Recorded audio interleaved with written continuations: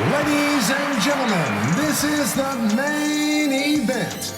Fight fans worldwide, you've tuned into the number one undisputed boxing podcast today. This is the Boxing Breakdown.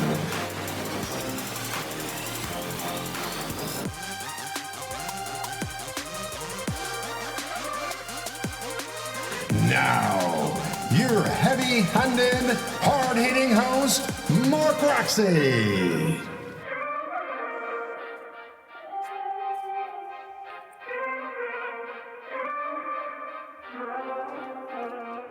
What's up, and welcome to another edition of the Boxing Breakdown. I am Mark Roxey with my partner in crime and co-host, Mr. Harold Hunt. What's up, Harold? What's up, man? How you doing, man? I'm good, brother. I'm really good. I'm excited to chop up some boxing news. We got a lot of stuff to talk about, and we just finished.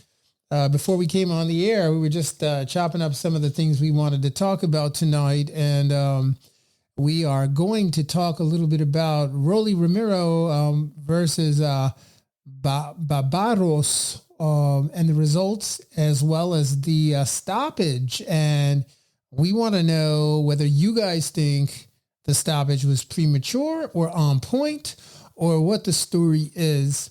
And then we're going to get a little more in depth in the Devin Haney and Loma May 20th event that's coming up. And you notice, I always have a problem putting Devin Haney and then Lomachenko or Loma. So I figured I'd call them both by their first name, Devin and Loma. Did you notice that?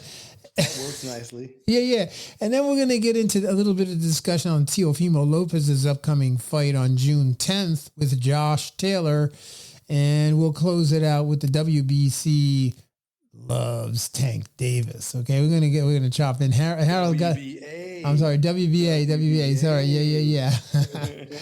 Yeah, one of the alphabets. But yeah, we're gonna talk a little bit about what does that mean that they love Tank Davis. So I'm sure you have your own ideas out there as you're tuning in. But we're gonna chop up that discussion. So without further ado, Harold, let's get into this discussion on the fight this past weekend with Rolly Romero versus Barroso, and the outcome and the reactions of that fight. Well, it was great from beginning to end. The press conferences, all of that. Yeah. So I'm going to lay it out kind of easy and get everyone up to speed on it. Yeah. Barroso and Rolly were to fight for the 140-pound title, of course. Right. Rolly's original, the champion, tested positive and he popped, so he couldn't fight. But now he's champion in recess. I believe it's Ramirez. Right. So the number one contender had the opportunity to fight Rolly for the belt. Now, the number one contender is a mature gentleman. He's 40 years old. Not only did he have to endure the press and the fans and everyone calling him old, ridiculed his physical makeup, his face, his ears, his body, and saying he was grandpa, old man. So he had to endure all of the jokes from the press, from the media, from the fans, from everyone involved in it because of the way he looked. Now, his record was excellent. He's only lost 2 fights. He drew 3 and lost 2. He has 24 wins with 22 knockouts. The man can hit. Now, he's been in a situation where he's been sitting at the number one forever. Right. And this is his opportunity. This is his chance. Now, that is what the scuttlebutt was before everything happened. And this man is from Venezuela. And I think about maybe 3 fights ago, this was reported by Paulie Malignaggi, who was at a fight that this gentleman had that he was fighting at. During the weigh-in, the man was crying. Yeah. And during the whole weigh-in, he was crying. He went through the whole thing. And reports are, Paulie asked, why is the man crying? And they said, well, in Venezuela, they kidnapped his wife and they killed her. But he had to do the fight. So What? they told him while he was doing the weigh-in, hours, minutes before or whatever, I don't know what the time frame was, but they kidnapped her and killed her. It's a guerrilla thing going on in Venezuela. What? So he had to fight through that. And he won the fight. Man. So this gentleman has a lot of wherewithal. Even if he looks old, if he even whatever, he can really fight. Well, now we go to the fight. That was 3 fights ago, 3 or 4 fights ago that happened. But the point is, he went through that type of turmoil. So him hearing all this stuff about how old he was, that meant nothing to him. So if you want me to get into the actual fight, I can, but that is the scuttlebutt of the entire situation. Well, no, I mean, I just kind of, before we get in, I want to get deeper into this fight. And but before we get into the fight, I just want to send my condolences to, he and his family that Ismael Barroso, I didn't realize that had happened. And, my heart goes out to him and his family. That's number one. They need to get their act together over there in Venezuela. This is ridiculous that would happen to him. And I'm sure he was next on the chopping block had he not come to the U.S. So, we know how this thing works, and it's just really, really a shame. I will also say that the kids in Venezuela, those boys can fight. Remember, Chocolatito is from Venezuela, right? I believe. Yeah, and there's lots of other amazing fighters that have come out of Venezuela. So, that's number one. And then number two is, as far as his looks, I mean, he looks like a legitimate Native American. I mean, he looks like a legitimate native, Taino blooded. He doesn't look old at all to me. I mean, I don't get that. I mean, I get that he's, about 40, but as far as looking at him in his face, he just looks worn. He looks like he's been through it. He's had, 24 fights, and out of the 24 fights, 22 of them have ended by way of KO. And he only lost 4 fights. 3 of them, he was stopped in 3 of those fights. And then there were 2, scrupulous, I'm not sure exactly what happened, but 2 draws on his record as well. And so he clearly knows his way around the ring. He's the WBA gold world super lightweight champion. So, yes. He's got an excellent pedigree. He knows how to fight.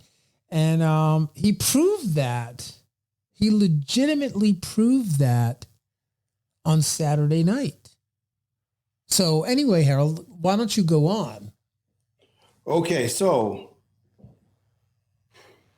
as you know, Rolly was fighting him for the fight, right, for the title. And they started out, Rolly was moving around the ring a lot. Now, from what I gathered, Rolly was kind of gun shy. Right. He had been knocked out by Tank. He had been knocked out in sparring, and that went viral.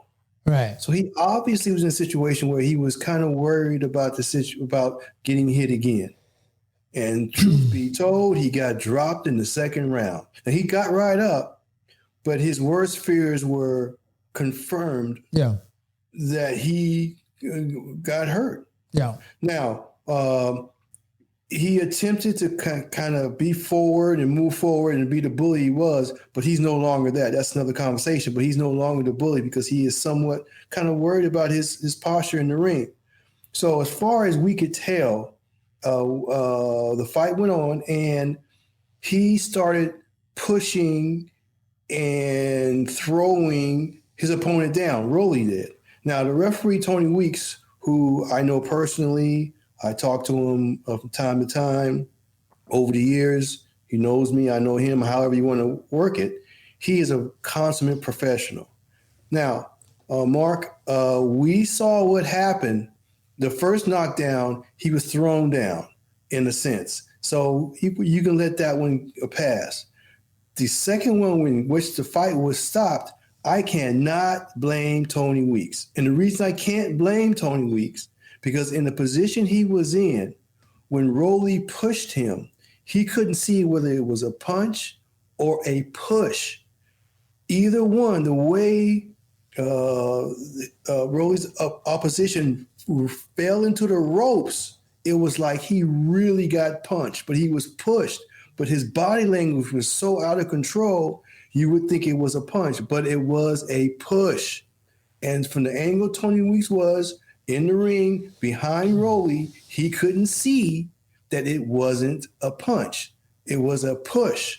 Yeah. So he is, in my eyes, 100% exonerated, because he, in fact, saw what he saw, but he didn't see the punch. He saw the arm release, but he didn't see how the hand impacted the body. He didn't see it was a punch. He thought it was an actual punch. So then after he reeled like that, and Rolly came back at him, he didn't want any more punishment, because he thought that first heavy reaction was a punch, but it was a push. So therefore, the world is calling for his head, but he deserves none of it. None of it. None of it. None of it at all. So that is one situation we're looking at. Now, post-fight, Rolly said, hey, this guy's got a lot of power. He dropped me. He can hit, which he could actually hit. And right before the stoppage mark, he had landed his best punch on Rolly, and Rolly stood up and said, oh, I remember this from when I got knocked down in the second round. Yeah. But it was stopped. Well, yeah, it was stopped in the night. So I want to clarify some details of this fight for those of you that are listening, in case you didn't watch the fight. By now, you probably have seen clips of it and heard the scuttlebutt about this fight, as Harold mentioned. This fight. So basically, this fight took place in Las Vegas, right?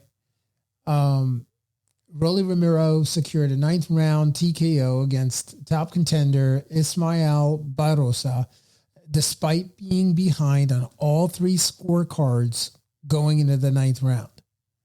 Romero claimed the vacant WBA super lightweight world title on Saturday, and that was live on Showtime pay-per-view. And yeah, man, it was at the Cosmopolitan Hotel in Vegas. And it was a PBC event, Premier Boxing Champions event. And, basically what we really want to underscore here is that, Rolly was down. He was down significantly. He overcame that 3rd round knockdown, which if you didn't see the fight, he was knocked down in the 3rd round. And he managed to defeat this 40-year-old Barbosa, who's 24-4, with 2 draws, 22 wins coming by KO, which I mentioned at the top of the program, in a surprise outcome during this event. No one really thought that this guy, 40-year-old Barbosa, was going to drop Rolly, number one, let alone be ahead on all the scorecards going into the night, all of them, all 3, y'all, going into the 9th round.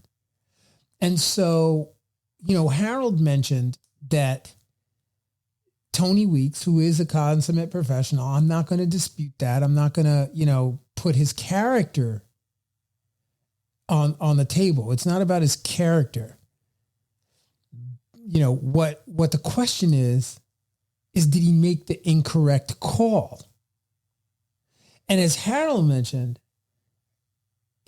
Harold felt that the call was made because there was a push, but Tony Weeks was in the wrong position. He saw the punch. He saw it as a punch, and he stopped the bout predicated on that fact. And if that's the case, then that has to be, number one, rolled back. And number two, the decision has to be overturned, because that's, an error, a gross error a major error in this young man's 40-year, he's 40 years old. In his professional career, he should have the opportunity to have won that fight if, in fact, that's what the outcome was going to be. And he had a knockdown in the third round, and there was a mistake made by the referee. Mistake. Honest mistake, not honest mistake. I'm not having that conversation yet. But the thing is that, yeah. Honest. We're both officials. I judge ringside. Mark, you run inside, outside, all over the ring. Yeah. We know that if you're out of position, I do high school football and basketball and all that too. If I'm out of position, I can't see that receiver slap that hand away. I can't see if I'm out of position. I can't see somebody holding, the offensive lineman holding, if I'm out of position. That's just the way it is. That's why there's other people on the other side of the ball. There's an umpire and the white hat. Everybody's watching a certain area, period. And that's where these things can be rectified. Yeah. In boxing, there's only one person. And replay is not a big thing right now. So whatever situation he happens to be in at the time and he's moving properly, you just can't see everything all the time. No, I get that. I 100% do not see any kind of disparity in his call at all. He simply was out of position, not purposely. It just happens they're moving around. He's moving too. Yeah, but okay. So I get that. So let's look at it from a different vantage point, because you've got the official's hat on, right? And the official, like, the one thing about being an official is no matter what you do, you're always wrong. No matter what you do, somebody's going to always not be happy with what you say or what you do. That's just, when you're scoring a bout, you got a million people scoring that bout differently. You're looking with your eyes and you're scoring it. When you're in the ring, when you're, as a referee, you should be hugging the hip of the fighter, maintaining your position, maintaining the view of what is happening, particularly when things are going south and you're starting to put yourself in the fight's getting into the corner. It's really critical that you hug the hip of, the aggressive fighter. It's really important that you do that because, that keeps you in position. That's an issue about, and I'm not sure if they're going to suspend him. I'm not sure what the sanctioning commission will actually do about that, or the state athletic commission in which the fight took place, because both of them will have a say in that. But I do think that there's an issue here. There's an issue. This man lost his wife coming to the U.S. to fight. He comes to Not this time. This happened 3 or 4 fights ago. Oh, okay. Yeah, but not today. Yeah, but the guy's here. Yeah. He's doing his thing. He's fighting for his life in the ring. And he's beating a major contender all the way into the 9th round. There's an error in the call by the referee. This is where the State Athletic Commission comes into play and looks at that and says, whoa. This is not, we're going to review the film. We're going to look at this. We're going to have a hearing on this, and then we're going to either overturn it and mandate that this fight takes place once again, which is what I would do, which is what I would suggest they do. And here's the story of all of this, Harold. Rolly is trying to make a major comeback so he can get, next level fights, right? And he's obviously wanting to climb up the division, the 140-pound division, so he can get another shot, right? With Haney. With Tank Davis, pardon me. But, my point is, like, there's a lot of money. There's a lot at stake here. and specifically for Rolly. And it was not a good performance for Rolly. And I think the fans, this hurts Rolly more than it hurts Barroso. And from the standpoint that Rolly is a marquee name, and he's trying to become more notable, and he's trying to become more legitimate after that last knockdown in Madison Square Garden against Tank Davis. So I think that they should run this thing back right away so that Rolly can do his work. And, if in fact he's got it in him to beat this kid, this 40-year-old incredible boxer out of Venezuela who really, was doing amazing. So I don't know, Harold. Well, Rolly was looking kind of tentative to me. Yeah. In my mind. And maybe he hadn't rounded his mind out of the situation with the two previous knockdowns, one in sparring, one in the fight. And as you said, they should run it right back. Now, the best thing that can be done at this point is to have an immediate rematch. So Barbosa, if I say that correctly, can get another good payday. Yeah. Opportunity to fight for it again. Yeah. And go forward like that. That would be the best thing to do in his situation, because as we know, Mark, this business is beautiful and stinks at the same time. Yeah. And in this business, they're not going to overturn that. They're going to call immediate rematch, but they're not going to overturn it. Now, the rub is how quick they will get that rematch going. Now, as you say, this is a business and you got money involved. And I have the very last thing we're going to talk about. I'm going to talk about why that is what it is and what the speculation is. But he wants to see if he can actually get a hold of Ryan Garcia. Well, because both of their skills are not, I won't say not, are at a certain level. I'm not going to be negative. They're at a certain level, which will make a good fight between the two. Oh, absolutely. And Harold, for those of you that are tuning in, thank you for tuning in. Thank you for being with us. If you're listening to us on Apple Podcasts, Google Podcasts, or wherever you get your podcasts, we really appreciate you being with us. And if you are listening to us and you have not checked out the YouTube, please go to YouTube, subscribe, smash that notifications button so that you know that we are going live and we're on. We're trying to build up our YouTube. We're definitely on the right track. We're building a library of all these amazing podcasts, and we want you to be a part of it. We want you to come on and if you are listening in, you can also be part of the action. We'll add your live comments. We'll reply. We'll put them up on the screen. All of that good stuff. And man, we're delighted that you're with us. Do not, please. Do not forget to join us on the other social media platforms as well. We are, obviously here on YouTube. You can find us on Instagram at The Boxing Breakdown.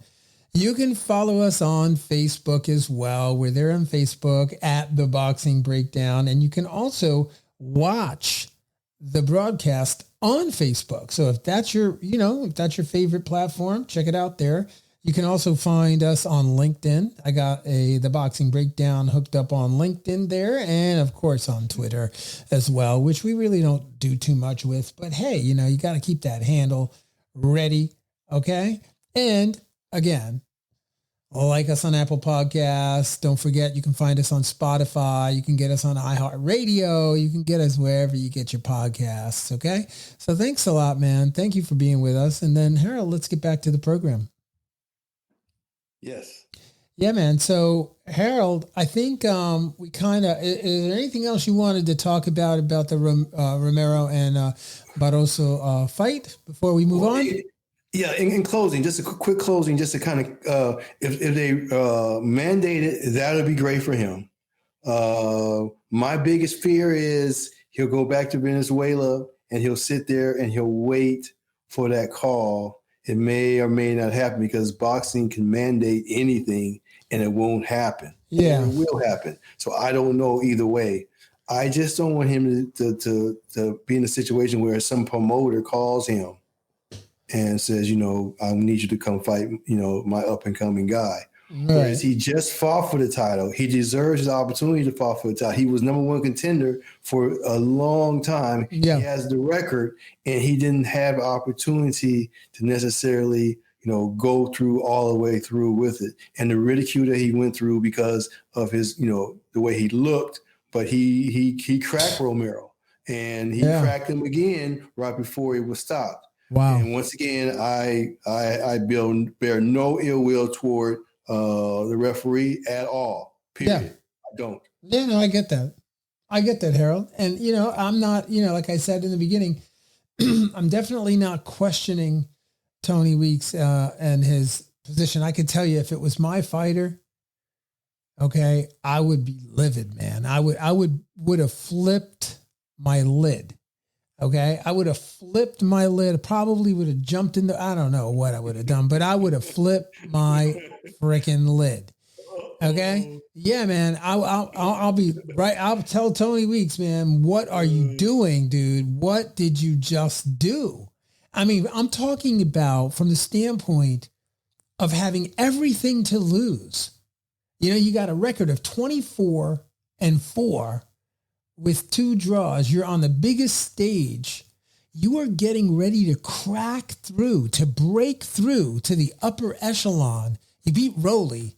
You're going to get some big fights, man. They're going to bring you, they're going to pull you along, and you are going to be fighting Tank. You're going to be fighting everybody they can put you in front of, right? So that these, anyway, you know how the boxing, how this business goes. But my point is that all got completely stopped. The train screeched to a halt. A car fell in front of the train, and the train just bam, crash, stop. All aboard, please get off. That's what happened. Yeah, man. That's unfortunate. So we beat this dead horse. All right, let's move on. And I love horses, by the way. Do not ever beat a horse, especially if it's dead. Okay, let's move on. Let's get into the Devin Haney and Vasily Lomachenko fight it's literally coming up, you guys. It is coming up this weekend. This is huge. Yes. And I've done some research and heard some other talk and seen some other things and went back and looked, and I see some good stuff that I want to pass on. Ooh. Talk to me. Come on, let's go. We are waiting. All of us are waiting with bated breath to hear what you have to say. Okay, you know how you love Loma because he had the ballet training and his footwork is impeccable, and you yourself are aficionado in the ballet discipline, and you know what you see. However, I knew there was going to be a however, but go ahead. However, he does get out of position. He does bring his feet together. He is off balance at times. He truly is. He's gotten this huge pass of this perfect footwork, but he really doesn't have it all the time. And it's not consistent. You look at his very last fight, there's plenty of times, Mark, he's standing straight up, squared up, feet together, just totally out of this aura of his perfect footwork. Number one. Number two, if you take a certain angles away from him, he can't be effective. Now, what makes him effective is he's able to overcome that when you take it away from him. But once you figure out how to take it away from him, you can be effective. But if you don't, that is where his skill set comes in. Now, his very first fight when he lost, and we talked about, welcome to the big leagues, whatever, he wasn't given those angles. He couldn't get those angles on that professional, the person he fought, his first fight. I can't pronounce his name. He couldn't find those angles, and he lost on points. Since then, he was able to find the angles, and be successful. His loss to Teofimo Lopez was exactly the same kind of thing. Those angles were taken away. Now, all the other fights, he's able to get all those angles. I just noticed from some stuff I was reading and hearing from trainers and reading, and then going back and look at the film myself, he was kind of tied at the ankles a couple of times, several times, and was out of position. Yeah. So that is kind of in the face of what he's supposed to be doing perfectly. Hey, yeah, I mean, that was a lot. So the only thing I'm going to say is, Lomachenko, well, I mean, I could say a lot of things about this fight. I think where you're right is I think this is going to be a very technical fight. I really do. I don't think either one of these gentlemen are going to go into that ring absent high level of technique. So from the standpoint of, if you are if you're a lover of boxing and you're a lover of technique and you're a lover of, you're going to see things in this fight that you will very rarely ever see technically, if you are a scientist of the sport. And that being said, both sides are brilliant technically. I think the question becomes styles make fights, right? So if styles make fights, the question is, does Devin Haney's style and skill set withhold, or are they able to withstand a Vasily Lomachenko's skill sets and technique? And it's a very valid question because Harold, we watch boxing constantly. I'm training fighters constantly. I'm working with fighters and I have for over 35 years. Okay. What I can say to you is that it's hard to call this one because it is going to be who shows up the best. And I mean, you can say we all have our hero. We all have our favorite fighter. But you can say, oh, he's going to do this and he's going to do that. And he's going to, he has this skill. But at the end of the day, it's who brings it into the ring on that night. And neither one of us knows what kind of sleep the man is going to get the night before. And neither one of us knows what obstacles they're going to face from now till the fight. Is there going to be an injury in it? There's so many factors, people, that are going into this fight that make this such a compelling fight. Not unlike the Tank Davis Ryan Garcia fight, because people had a pretty good idea of how that fight was going to go, but the sleeper or the question mark was whether or not Ryan Garcia's hook was going to find a home. And whether or not he was going to be able to keep the proper distance that everybody in the world knew what Ryan Garcia needed to do, except for Ryan Garcia. He's the only one that didn't know that night what to do. And the same is true here. The same is true here. Who knows what to do on that night? And, to your point, Devin Haney is an outstanding athlete. He does look very, very good. I've been peeking him and most recently I'm watching what he's doing. His punches are in the box. They're nice and sharp and tight. They're very short punches. He seems like he's got very, very good, rhythm and speed on his punches. I like what I'm seeing. I really do. And and on the other side, a criticism to Vasily Lomachenko from what I've seen is that he's wide, he's sloppy. The punches are very, very, it looks like he's trying to chop a tree down. And I'm not sure if that's not part of the onslaught to kind of get Devin Haney caught up in, that's what they're going to expect. And then he comes a different way. Cause that's what some of these guys, that's, you gotta watch Lomachenko. They know what they're doing, man. They know every trick in the book. So do not sleep on that team.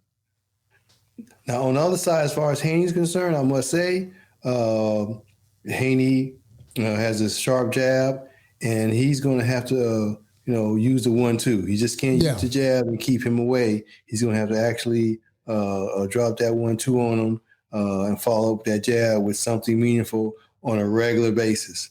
And that's what we have to see. And we talked about before the clinching, what referee's going to be in there. We don't know how that's going to work, but he absolutely is going to have to use that jab and something behind it on a regular basis for Lomachenko. So I'm not disparaging Lomachenko at all. I'm just saying I saw something that I didn't see before because I took it for granted. As far as Haney's concerned, like we talked about earlier in our past podcast, the inside work he doesn't necessarily like to do, and he'll push you off with his forearm and reset you. And if the referee allows that, he allows that. If the referee allows him to fight on the inside, he's going to allow it. We just don't know. Those are the factors you're talking about, like you said, the sleep or the eating or the kids or whatever could happen to change the mindset. But as far as skill set, you're absolutely right. It's going to be a skillful situation. I'm just wanting to point out that the footwork is not necessarily sublime because he has had errors in it, but he was never necessarily affected by those. Right. He has great footwork. He can move too, but he has his own situations where he does things that could fall for Lomachenko to score. So just like you said, it can go either way. I just wanted to point that out because we all took it for granted that he had the impeccable footwork, and sometimes he does square up, and it's kind of uncharacteristic of the lore of Lomachenko. Yeah, no, and I mean, you're right. He does square up, and I mean, he's his style is very unique. It'll go down in the history of the sport as one of the most interesting styles. His footwork is impeccable as a dancer, as a choreographer, director, of professional dancers, and particularly in the world of ballet. What I will tell you is that, everybody talks about how Lomachenko studied ballet and how he studied dance. I think what it should be noted is that Lomachenko he may have studied ballet. He may have studied different styles of dance, but where he was most notably participant of is character dance. So he was with a character dance company and character dance school, and the character dance is mostly ethnic dances, from the Ukraine. So yes, most likely he did study ballet. Most likely, I don't know to the extent of his ballet training, but what I do know is that he definitely understands angles, rhythm, timing. He understands all those things in a much deeper way. I think one has to study ballet perpetually. So if you want to really become amazing physically as a fighter, or you want your fighter to become amazing physically, then you need to study ballet, and you need to do it in a way that is part of your training modality, part of your training camp, so that your fighter can develop their eye-hand coordination, their rhythm, the neuromuscular body connections, and the different elements that ballet can really. I mean, I could do a whole show on the benefits of ballet training and what happens to your brain in the muscle memory and the actual repetition of ballet study, ballet training as it relates to boxing. And so, if Vasily Lomachenko is engaging in that kind of training, he will have an advantage. He just will. And the advantage may be nullified by Haney's youth and Haney's skill sets as well, because Haney also has, his pedigree and his abilities as a fighter are, phenomenal. I mean, he's just one of the best fighters in the world today. So, both of them have that ability to come away with the win on that night. And it's just that compelling of a fight. When you understand that, you really, this fight is almost more interesting than the last fight. Well, it's easy to say that since we've already gone through the last fight. But, True. it's going to be an amazing fight. It is at the MGM Grand in Las Vegas, right? Floyd's house. Huh? Floyd's house. Floyd's house. Oh, yeah. Yep. And, Devin Haney's, chomping at the bit saying, he wants to show how much higher of a level he is in relationship to Vasily Lomachenko, which if he's successful in that, he will have beaten one of the best fighters in the world at that weight class. So, he's a smaller guy, meaning Vasily Lomachenko is by stature a smaller guy than Devin Haney. I also have been listening and hearing a little bit about the fact that there is a clause in the contract that calls for the weigh-in to occur 1 day prior to the fight, which means that if that clause is in fact in the contract, shame on the Lomachenko crew for not reading that and not knowing that that was there, because that could change the dynamic of this fight tremendously, in that Devin Haney can come in really, really large. I mean, really big. And that would be a miscalculation even before the fight occurs. Thoughts about that, Harold? I didn't know about that clause. I'm sure it's positioned so it could be advantageous for whoever set it up. Yeah. Weight drain and all that kind of thing. When you get to, in my opinion, when you get to this kind of skill set, it doesn't matter. When Floyd fought Pacquiao, one was left-handed, one was right-handed, so it's going to be a bunch of headbutts. No, their skill set is so high, that's not even an issue. It never even happened because they just have such a high skill set. So what you have here is the skill set is going to outweigh any kind of weight, heaviness, any of that. It's so far above the physicalness of the fight. It's very cerebral, as you said, Mark. We got to see who's going to do what. It's not a fight that's going to be knocked down, you get up, knocked down, I knock you down, you get up. That's not going to be the mandate for this fight. It's going to be, as you said, a technical fight. So those things don't matter to me. Yeah. And I just don't really pay that much attention to them. They're part of boxing, they're part of the run-up. Well, I would just I know that you're not making much of that weight clause, but if you when we get off the podcast, I'm sure you're going to think a little bit about that. And what I'm going to tell you, is that is a huge advantage for the Haney team. And if it's in that contract and they are going to weigh in the day before, leave it up to, the Nevada State Athletic Commission or whatever, these guys, man, if they can pull that off, I mean, it's going to be a classic. A big man is always going to beat a small man. It's just that simple. That's why boxing is done with weight classes. For those of you that don't know, boxing is done with weight classes because weight makes all the difference. You have two guys who are equally skilled.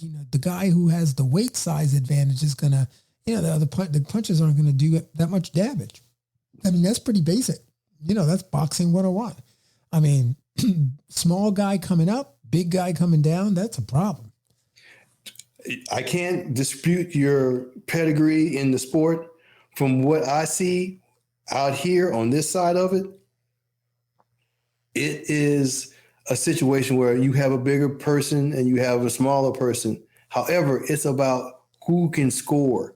And if Devin Haney was a bully and he fought on the inside and he looked to take you out, then I could appreciate the weight thing. I can't appreciate it because yes, he'll be bigger, but he's not going to necessarily use that in a way to take advantage from what I see. And I just think Lomachenko can handle any kind of extra weight or this or that or the other because it's not about, the force, the brute force. But Yeah. I can and will take education on that if I've been ignoring it because I think it's not valid in this situation. I'm open to hearing why it is, but as I stand right now, I don't see much validity in it at all. Well, this weekend we're going to chop it up because on Sunday when we get back on the air, we're gonna have a lot to talk about, and we're gonna see if that weight became a major issue for Lomachenko, and I think it's going to be an issue. If there's any issue with this fight, it's going to be a weight issue.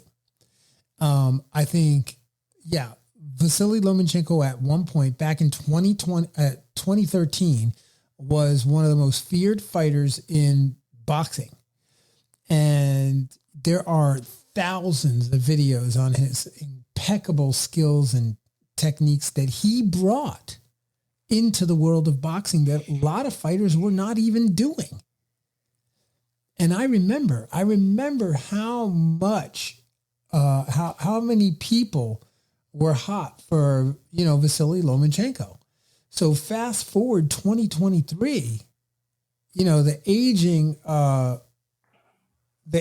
fighter in Vasily Lomachenko is,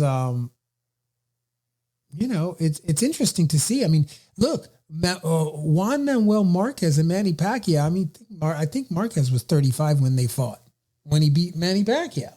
So, it's not like he's old. He's not old. He's 35. Man, I wish I was 35. For God's sakes, man. This country has such a thing over age, man. It's like anybody who's over the age of 30 is freaking over the hill, bro. Listen, age is not that big of a deal. You just saw Rolly get his butt whooped for 9 rounds by a 40-year-old guy. I mean, he was up on the scorecard. Yeah, I mean, an aging 50-year-old Bernard Hopkins. Come on, man. There are plenty of fighters. You just got to have the goods. If you don't have the goods, you don't have the goods. It's just that simple. You can be 40 years old and you can take out some of these guys. Some of these guys, that are on the highest level, man, some of them have the most basic errors in their technique that you're like, just give me the money. I'll go fight that guy. He's not that good. Until you get in the ring with him. Bam. Ooh, I thought he wasn't that good. Yeah, but anyway, so Harold, I think we beat this one too. We got this one. We got 2 horses down in the bucket right now.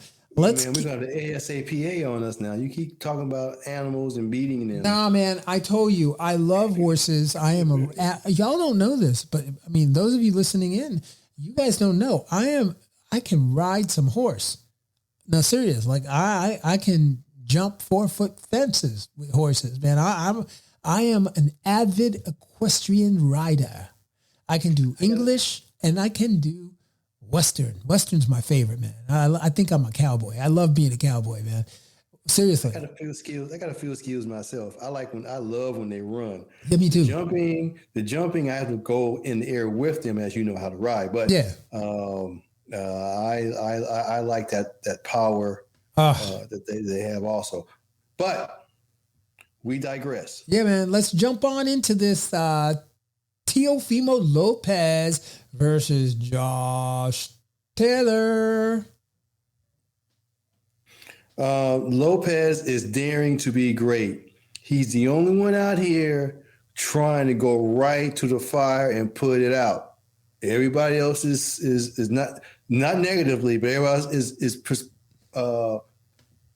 positioning themselves for good paydays, decent fights, media type situations. They all are, and it's great. That's what boxing is. It's a whole entity unto himself, but he is going to the fire. Right. He's definitely running right to it. I mean, so I have to give him the love because he's going to go there, and if he wins or when he wins, however you want to term it, he should be at the top of the mountain because he went and took it from somebody who has it, who can keep it, who has the reputation of keeping it, who is a skilled fighter, and he's going into his backyard, or not his backyard, but he's going into a situation where he's the underdog, and he has to prove it. And the scuttlebutt with his father, and then what he said about this and that, and then his personal life, he is a lot of different things going on. And for him to do this is just spectacular to me. So I can do nothing but, shout out to him because he's doing what he needs to do to make himself a popular and revered fighter at 140. Yeah, man. I mean, he definitely, just a little bit of background on this fight. Okay. So Josh Taylor, consummate skilled fighter, very, very good. Definitely not a walkover. He's fighting Teofimo Lopez. Teofimo Lopez has a lot to prove. He's had some mediocre performances. He's getting a lot of backlash from a lot of people about a lot of things. And so, in the traditional Lopez family, they know how to get people to watch. They know how to get people to tune in, whether they want you to win or lose. You're going to tune into that fight. That fight is taking place, by the way, folks. Josh Taylor versus Teofimo Lopez, ESPN Plus, June 10th, 10 p.m. Okay? I'll say it again. ESPN Plus, June 10th at 10 p.m. 10 p.m. Yeah. You're not going to want to miss that. It's also on ESPN Deportes and ESPN Plus. I already said that, but ESPN Deportes at 10 p.m. as well. 7 p.m. Pacific time. So wherever you're tuning in, man, you got to get that fight, bro, because it's going to be a good one. It's taking place in Madison Square Garden here, right up here in the Big Apple. So it's the promoter is Top Rank Incorporated, and yeah, man, this is going to be an interesting fight. There's a lot on the line for Teofimo Lopez. He's already said that he's not going back. I think you want to comment on that? Did you hear about that? He's not going back to 35? Yeah, he's definitely not going back to 35. Well, what did he say? Well, I don't let me not say that. I'm gonna table that for a minute. Okay. What I was about to say, I'm gonna table that because I'm not sure if that's public knowledge yet. So I'm gonna table that. But, it's going to be a super fight, man, on both sides of the pond. Yes. Junior welterweight king Josh Taylor stepping up against the young dynamic Teofimo Lopez. Bob Arum says he can't wait for these two supreme athletes to step into the ring at Madison Square Garden, that it's going to be a special night. Every night in boxing is going to be special when Top Rank puts it on. We know that. But Taylor's 19-0 with 13 big wins coming by way of KO. The Tartan Tornado is the former undisputed junior welterweight champion, having collected all four major titles in a remarkable 4-round run that included wins over Ivan Baranchak. And let me listen, Baranchak can fight. He's no joke, man. He was actually in Teofimo's camp. He's been in Teofimo Lopez's camp. He's got wins over Regis Prograis and Josh Ramirez as well. Jose Ramirez as well. Yeah, man, he debuted in the paid ranks back in 2015, and he was a Commonwealth champion during his second year. Yeah, he became a Commonwealth champion in his second year, and he defeated fellow unbeaten prospect Ohar Davis in seventh round TKO. The 32-year-old then beat former world champion Miguel Vasquez and Victor Postal before entering the World Boxing Super Series in 2018. Taylor stopped them, then undefeated contender Ryan Martin via the TKO before capturing his first world title with a decision victory over Baranchek, which was, as I said, it was an amazing fight. It was. Yeah, his win over Regis Prograis and Ramirez left no doubt as the world supreme 140-pound practitioner.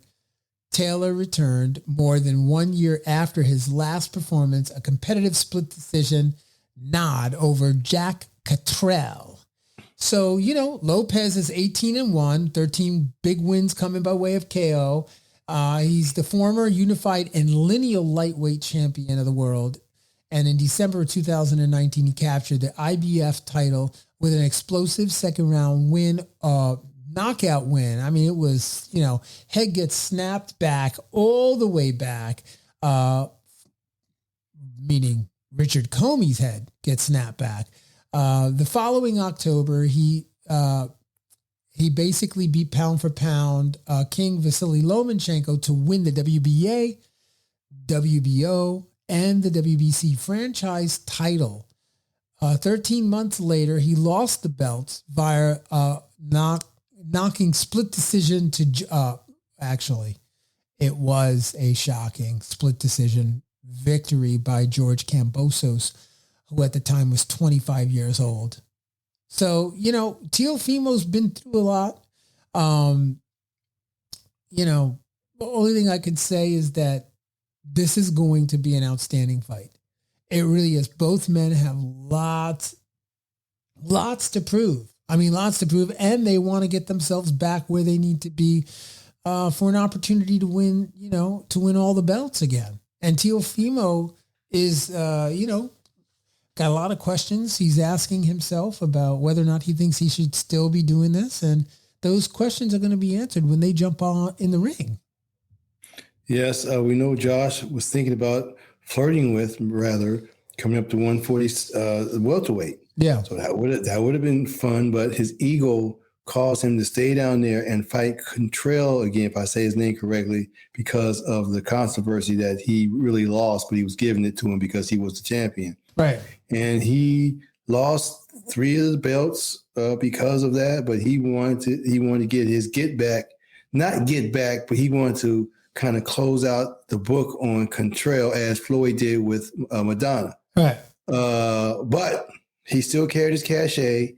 He still has this opportunity to defend this belt, and then he can go back to unification. Maybe he can unify later if, in fact, he wins. Yeah. So, but I remember when Lopez's father said when they beat Lomachenko, I told everybody, and that is the ringing thing in my mind whenever I think about Lopez and Loma, how the father, his reaction after the fight was as I said previously. So, yeah, no, the one thing that you can count on is that Teofimo Sr. Is always going to be in his son's corner. So there's nobody going to cheer bigger for Teofimo Lopez Jr. than Teofimo Lopez Sr. That is a fact. And, he knows his son and he knows what his son is capable of. And, the interesting thing is, does Teofimo Lopez Jr. know what he's capable of? That was the question that was picked up by a soundbite in his last performance, where he asked his team whether or not, do I still have it? And that reverberated around the boxing community. And of course, everybody picked up that one soundbite and ran with it but at the end of the day, Teofimo Lopez, he knows who he is and he knows what he can do. And once he puts his mind to it, so he's got a big test in front of him.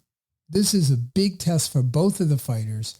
And it's going to be really, really amazing. Again, we are being treated, boxing fans. Do not forget the Boxing Breakdown fans. You guys are getting treated to some really great boxing coming up.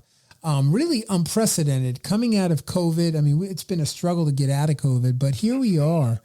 And now these fights are being made. And I'm thrilled. I'm thrilled to know that Taylor versus Teofimo Lopez is going to happen on June 10th. It's just another great fight. You've got the Devin Haney and Lomachenko fight on May 20th. If you didn't pick that up earlier on the podcast, it is happening on May 20th. And it's just there's a lot of really good boxing going on. So the one last thing I wanted to say before we switch our hot topics here is I just wanted to say to you that what do you think? I mean, who do you think out of Devin Haney and Vasily Lomachenko, which one of the boxers do you think has faced the most formidable opposition in the last 5 or 6 fights? Who? Which one of them do you think has had better opposition? So without having you to have to open up and research all this, I want to share this with the listeners because I want you guys to tell us too. Who do you think's faced the tougher opposition? And do you think that tougher opposition that they've faced will either hurt them or help them? So, for example, Teofimo Lopez back in 2019 fought Anthony Croella, and he KO'd him. And then he got Luke Campbell next, and he UD'd him. Followed by Teofimo Lopez's loss. He lost to Teofimo Lopez. And then he TKO'd Mashiyoshi Nakatani, who Teofimo Lopez was not able to achieve in his fight. And then he faced Richard Comey, and he got a unanimous decision. Now, Teofimo Lopez stopped Richard Comey in a most violent way. All right. And then you've got Jermaine Ortiz, Vasily Lomachenko, UD'd him most recently in October, the end of October of 2022. Excuse me, frog in my throat. So then you go over to Devin Haney, Harold, and you've got back in 2019, Alfredo Santiago, unanimous decision. Devin Haney took Uroas Gamboa, a unanimous decision, followed by Jorge Linares, unanimous decision. And then he fought Joseph Diaz, and he got a unanimous decision, win. George Kambosos, unanimous decision, win. And guess what? Teofimo lost to George Kambosos. And then he fought George Kambosos again in Australia, and he UD'd him again.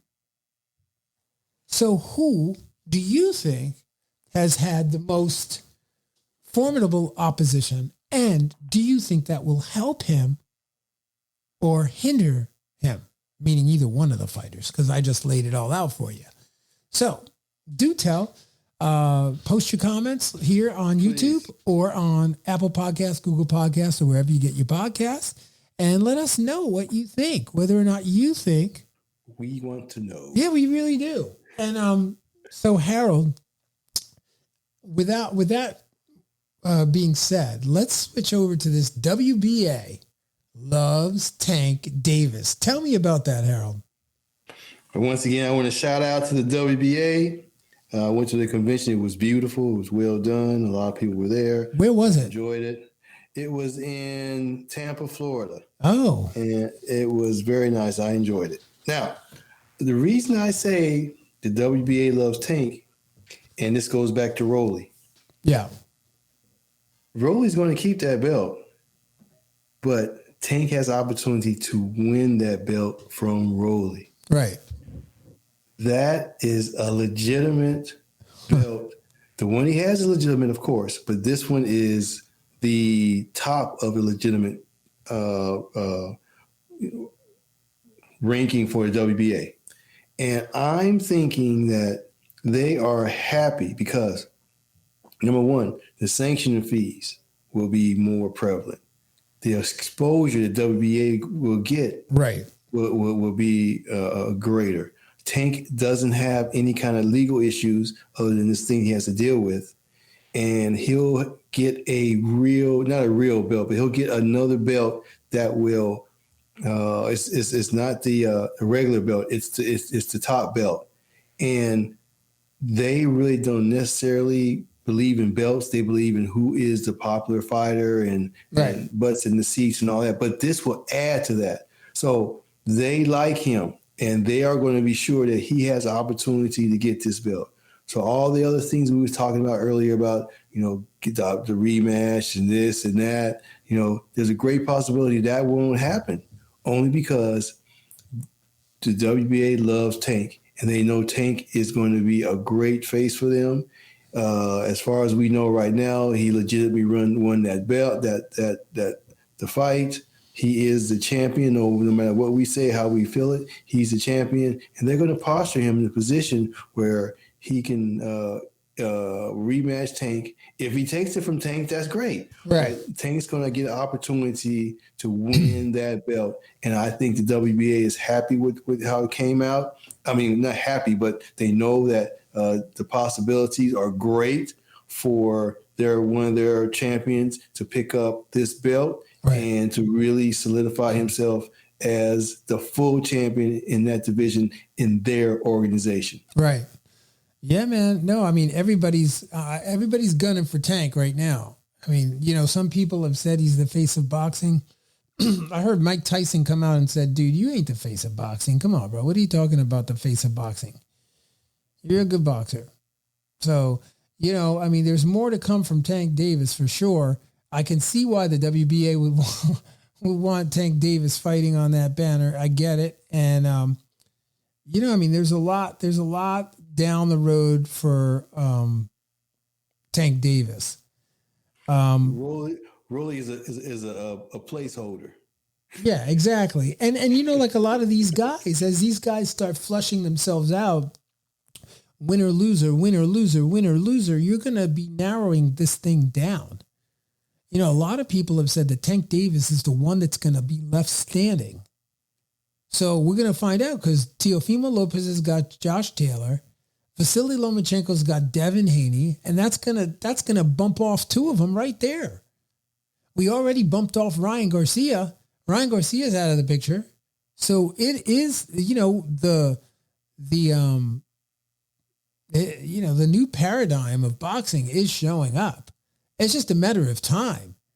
I mean, this fight on June 10th is going to tell us a lot.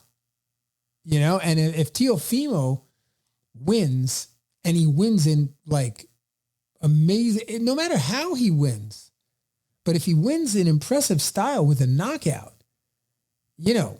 big things down the road for Teofimo Lopez for sure. And likewise for Josh Taylor.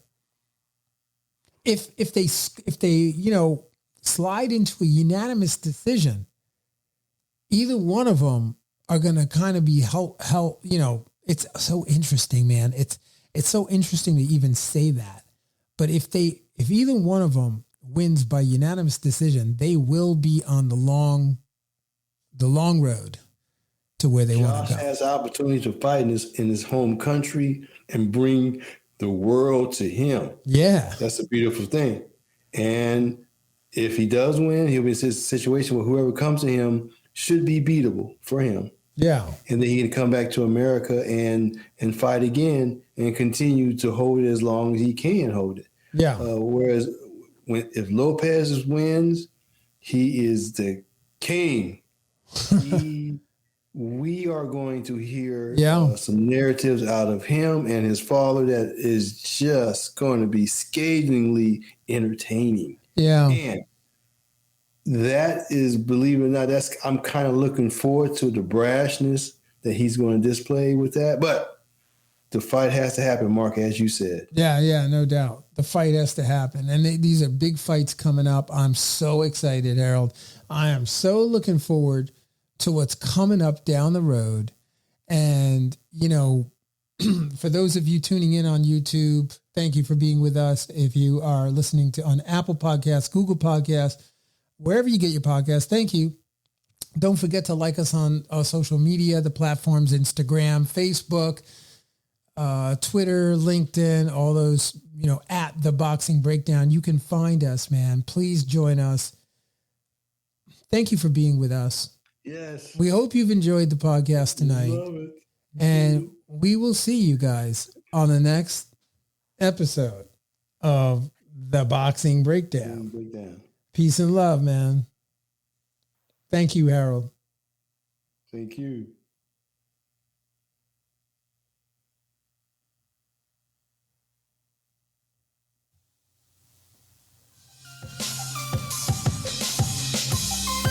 Fight fans, join host Mark Roxey and special guests as they break down all aspects of the boxing world, including news, business, management, training, promotions, fan reactions, upcoming events, matchups, future boxing stars, title fights, state of the boxing world, and all the stuff you don't see when you watch boxing. This podcast is released each week on Thursday at 8 p.m. Eastern Standard Time. Live streamed on YouTube, Instagram, and Facebook Live. It's the Boxing Breakdown, hosted by Mark Roxey.